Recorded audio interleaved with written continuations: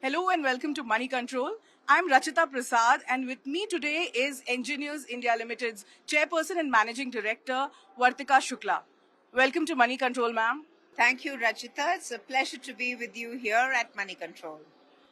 Ms. Shukla, you are at an India Energy Week right now, and the Prime Minister yesterday was talking about how India will be collaborating increasingly with international players to not only make energy affordable but also to move towards sustainability. Engineers India has been traditionally very active in the hydrocarbon space. How are you pivoting in that direction? Rachita, first let me tell you that yes, EIL is the core for the growth of the hydrocarbon sector in the nation. We have huge footprints international as well.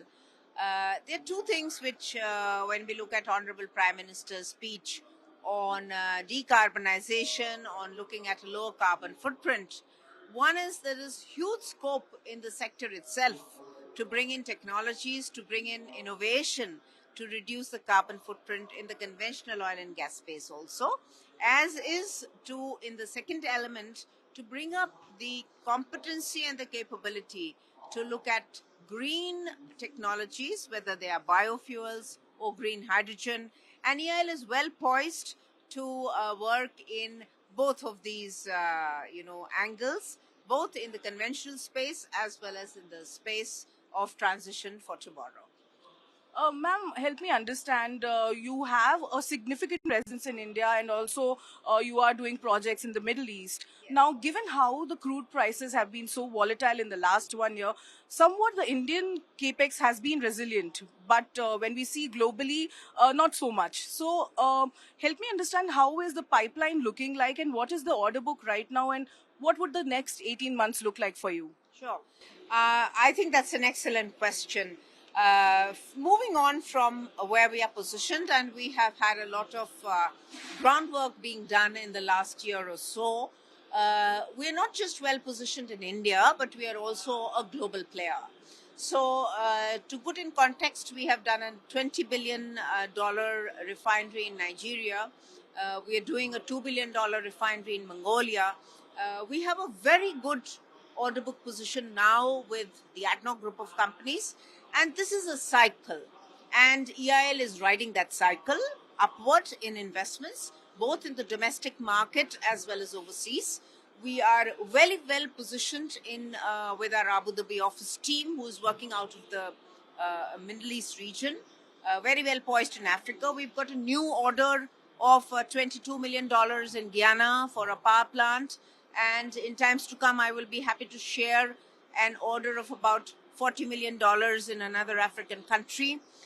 In India, we see a large investment in the refinery, but integrated with petrochemicals. Refinery standalone in times of the crude crisis is, and also the stepping in onto the electrical vehicle space, where you have a large volume of the two-wheeler, three-wheeler going into the EV space.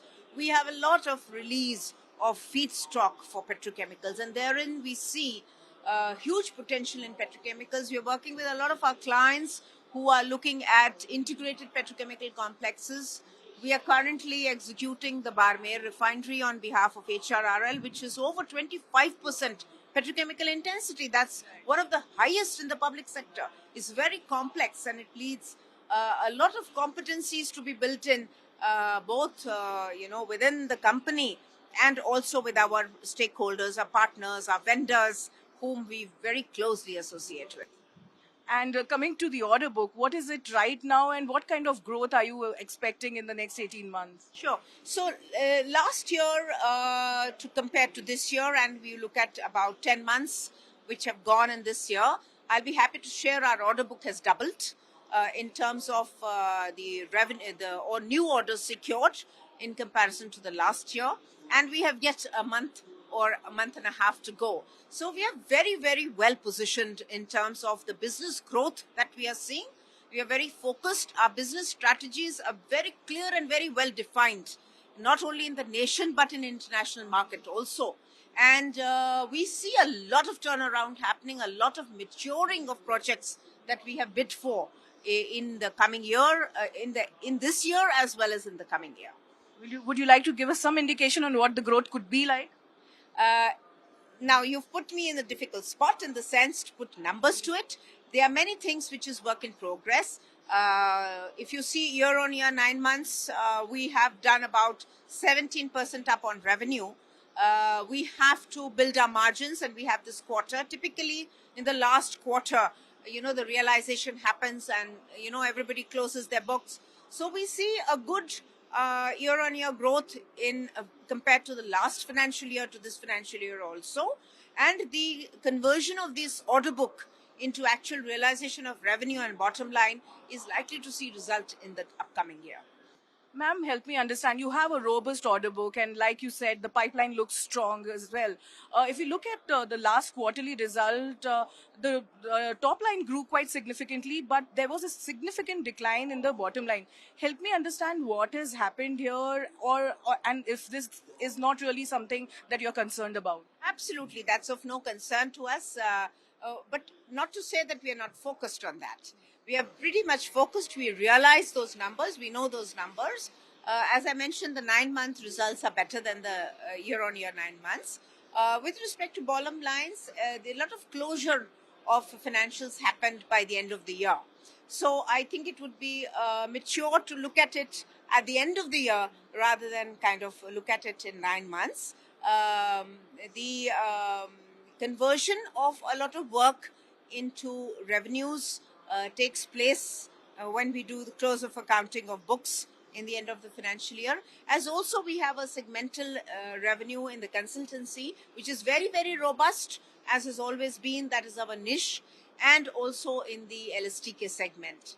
And there are things being worked out to bring up the revenue, the margins in the LSTK segment. All in all, I would say that by the end of the year, the results are going to bounce back when you compare 21-22 to 22-23. I'm sure the investor community, which is always tuned into Moneycontrol, will be very happy to hear that. Ma'am, before we wrap up, I have to ask you this. We have gone through an interesting time where we finally had a woman on top as far as ONGC is concerned, and of course, you taking your position at EIL. Traditionally, core sector, especially the energy space, is not known to be having too many women at top. Do you think the glass ceiling is finally breaking, or do you see more women getting into these spaces going ahead? See, I have never believed there was a glass ceiling. It's always on your merit and your competency and the ability to see things in a leadership role. What matters is what you position the company and the portfolio you deal with in terms of business growth, in terms of business strategy, what value you bring on the table. And that, I think, is a gender specific. So I'm, of course, fortunate to be here heading one of the most prestigious organizations in the world. And our teams are committed to the growth of the organization. And I'm committed to them to lead from the front to make sure that growth happens. Thank you so much. It was a pleasure talking to you, and we'll be in touch going ahead. That was Engineers India CMD talking to us. Thank you for joining. Thank you, and have a good day.